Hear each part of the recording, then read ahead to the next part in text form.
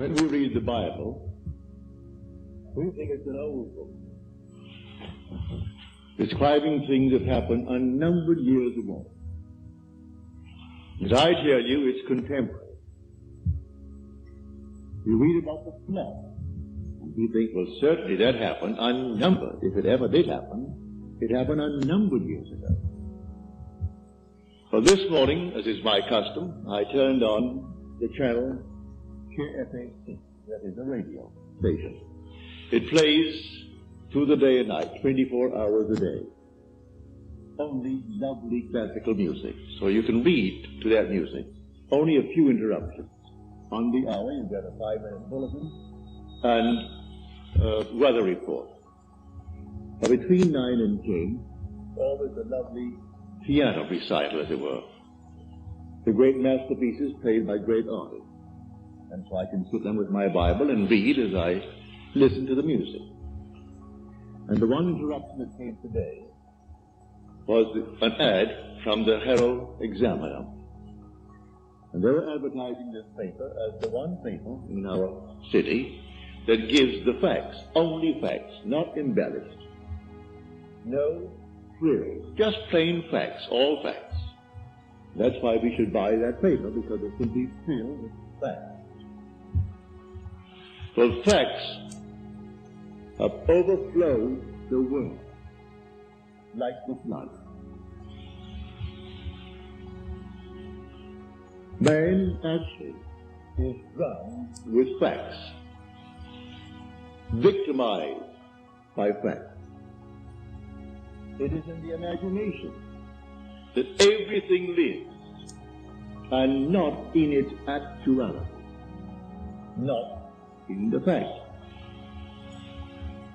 Unless imagination penetrates the fact, the deluge remains a deluge. We are now in the deluge. This is the flood. A man is in jail, that's a fact. And he knows he's there for X number of years, that's a fact.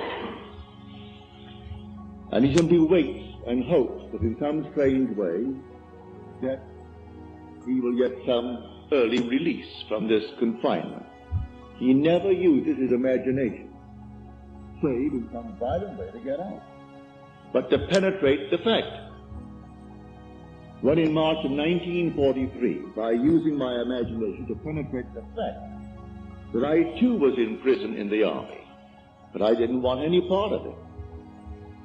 And so I simply penetrated the fact and saw myself in New York City in my own apartment with my family. And in 9 days, I was out honorably discharged in my apartment in New York City. So I wrote a friend of mine who was in the army, he was my age. He was a Freudian, a professional psychoanalyst. But Freud was his background, that was his schooling. And when I wrote him in detail exactly what I had done, I didn't mince matters, I told him exactly what I did. How as I simply physically slept on my little bed in the barracks, I imagined I was simply elsewhere, and the elsewhere was a definite spot in space, in New York City, in my apartment. And what I did, I could feel the bed, I could feel the things in my house. I went about feeling all the familiar objects in my apartment, and I gave them all the tones of reality and all sensory vividness to the best of my ability. And I touched everything, and it felt real. Then I went back to sleep, and then I told them exactly what happened to me that morning. And then 9 days later, I was honorably discharged by the same man that had disallowed my application. He didn't answer my letter. Because in New York City, he used to come to my meetings as a friend, because he was so convinced that the Freudian concept was true. But he said, I come to your meetings for this reason, Neville. We knew each other well. He'd come home for dinner, I'd go to his place for dinner, but he said, I come to your meetings because you turn my daily bread into the substance of fairy. I sort of like that, he said. But when I listen to you, I hold the chair.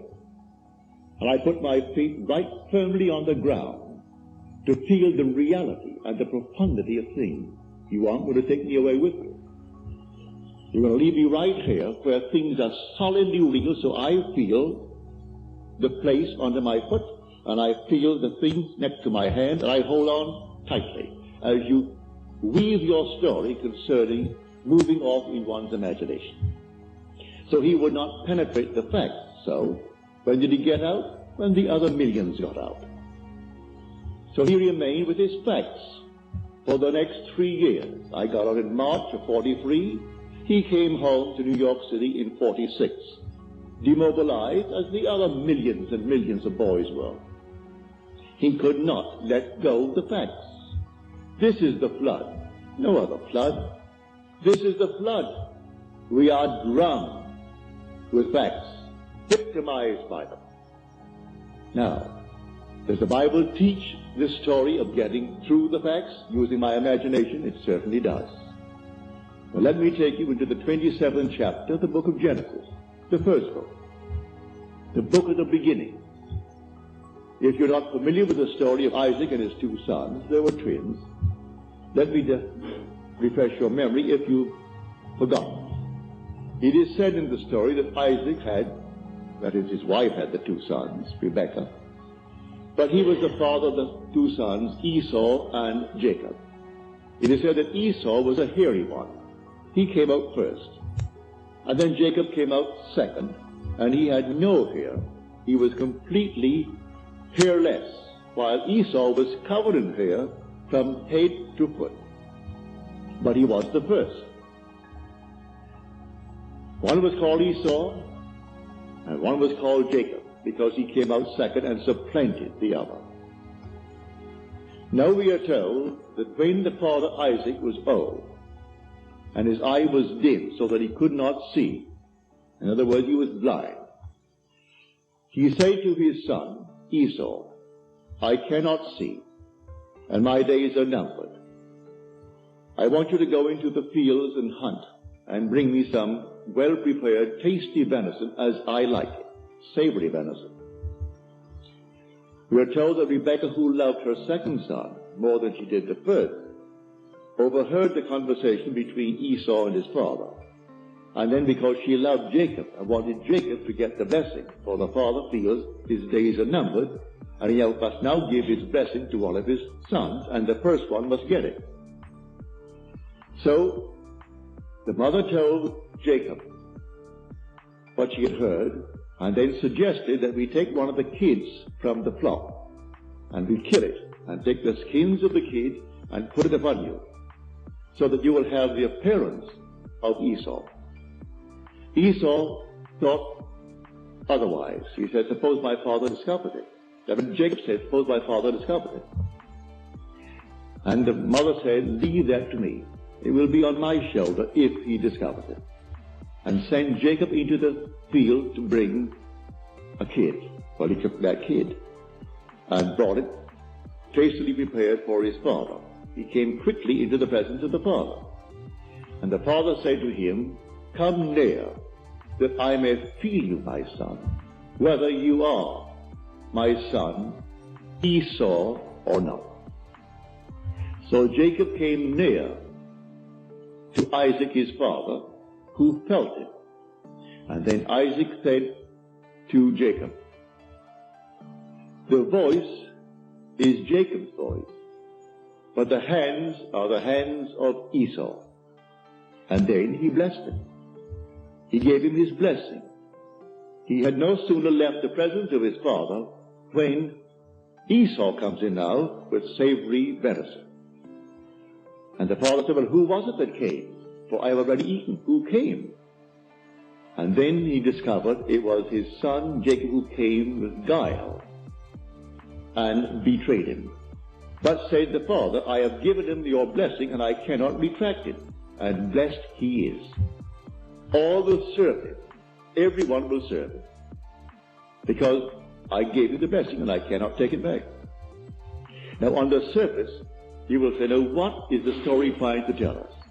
Well, in this same book, in an earlier passage, we are told about the ark. build the ark with 3 decks, the lower, the second, and the third deck. Well, you think it's a huge, big building. Well, you use your imagination.